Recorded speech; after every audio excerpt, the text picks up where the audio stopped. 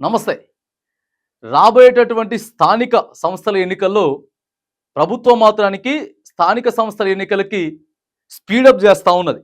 తొందరలోనే ఎన్నికలు నిర్వహించుకొని సర్పంచులను మనం నియమించుకుంటే కేంద్ర ప్రభుత్వం దగ్గర నుంచి నిధులు ఆగిపోకుండా తొందరగా వచ్చేటటువంటి ఆస్కారం ఉంటుందని చెప్పి ముఖ్యమంత్రి రేవంత్ రెడ్డి మాత్రానికి స్పీడ్గా అడుగులు వేస్తా ఉన్నాడు.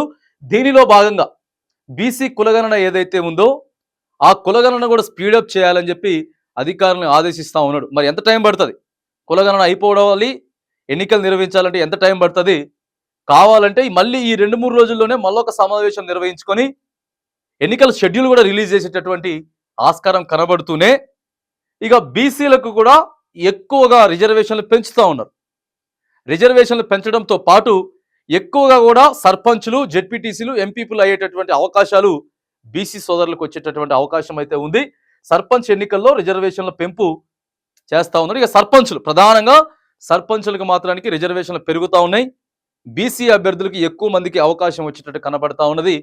ఇక దీనిపై తుది నిర్ణయం కూడా 2-3 రోజులలో తీసుకొని కావాలంటే ఎన్నికల షెడ్యూల్ కూడా త్వరగతిన మాత్రాన్ని కంప్లీట్ చేయాలని చెప్పి ఇక ఉప ముఖ్యమంత్రి బట్టి విక్రమార్క తర్వాత మిగతా మంత్రులంతా కూడా ఈరోజు సమావేశం నిర్వహించారు.